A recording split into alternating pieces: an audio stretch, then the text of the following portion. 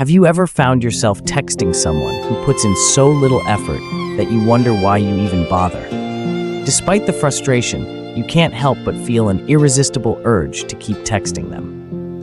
This is what we call bare minimum texting, and it's a situation that many of us have encountered. But how do we break free from this cycle? How do we get the other person to put in more effort and communicate in a way that is more fulfilling? In this guide, we'll dive deep into understanding bare minimum texting, its impact on relationships, and how you can respond in a way that helps you get the communication you deserve. From setting boundaries to being empowered in your responses, let's explore the art of navigating this tricky texting dynamic. Bare minimum texting refers to when someone sends only the least amount of effort or words in a text exchange. These texts are often dry, one-word responses or messages that show little interest or investment in the conversation. The person engaging in bare minimum texting is essentially doing just enough to keep the conversation alive without actually contributing much to it. Why does bare minimum texting happen? There could be many reasons for bare minimum texting. Perhaps the person is not as invested in the conversation or the relationship as you are. Maybe they are busy or distracted and don't prioritize communication. Or it could be that they are deliberately keeping things distant, either because they are unsure of their feelings or they don't want to seem too eager. Personal reflection. In my own experiences, I've often noticed that when someone texts in a bare minimum way, it usually reflects their disinterest or lack of effort. I've found that recognizing this early on allows me to make conscious decisions about whether I want to continue engaging or not. Let's break down a common scenario. A woman, whom we'll refer to as Sarah, is texting a guy who isn't putting in enough effort. The conversation goes like this. Sarah, good morning. Good morning. No emoji. Responds with a one reply. Him, how are you? No response for hours. This kind of exchange is frustrating because it lacks depth or engagement. Now let's analyze where Sarah went wrong and how she could have responded differently. 1. The one-word response trap. When Sarah only replies with a brief response like, good morning, she mirrors the guy's minimal effort. Instead of setting a higher standard, she is falling into the trap of being aloof to protect herself.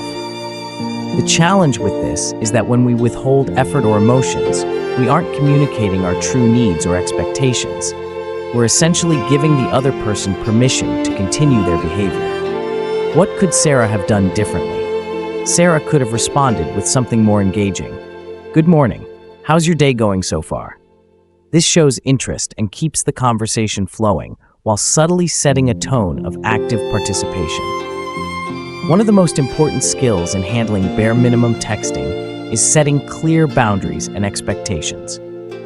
If you want to receive more effort in communication, you need to demonstrate the level of effort you expect. Why is setting boundaries important? When we don't clearly express our needs, we allow the other person to set the tone of communication. If you keep accepting minimal effort, the other person will think that's the level of communication you're comfortable with. This can lead to a pattern of shallow, unsatisfying conversations.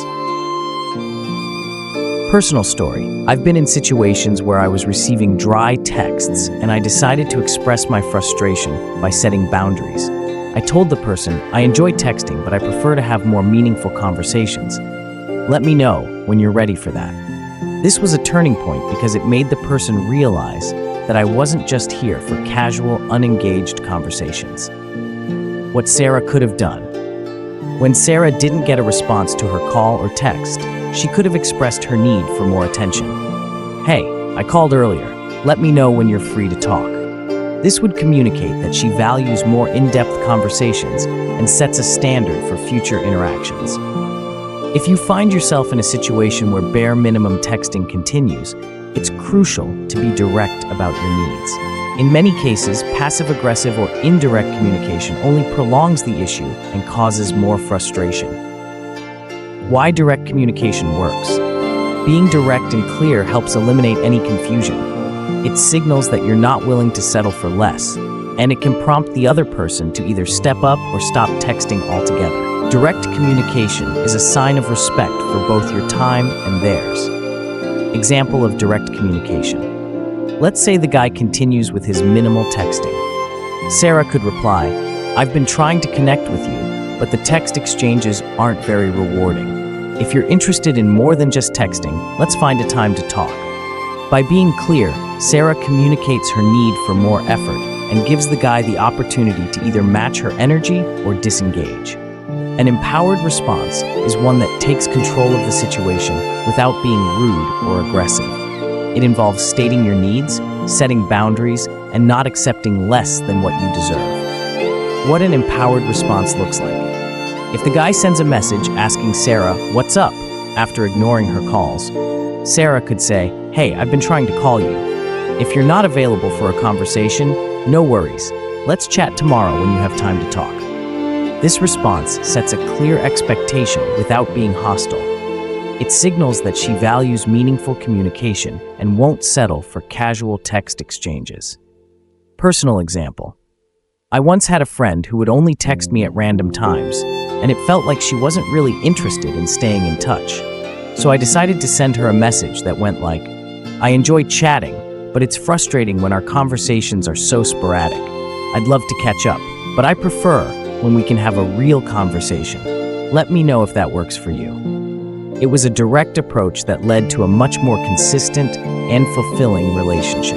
Dealing with bare minimum texting can be challenging, but it also offers valuable lessons about setting boundaries, being clear in communication, and not settling for less than you deserve. The key takeaways from this guide are: don't be afraid to set standards. If you want someone to put in more effort, you need to show them what that looks like. Be direct and clear. Don't assume that people will just get it. Communicate your needs. Lead by example. Model the kind of communication you want from others. Don't be afraid to walk away. If someone isn't willing to meet your standards, it might be time to stop texting them altogether. By following these principles, you can take control of your texting interactions and ensure that you only engage in conversations that are meaningful and fulfilling.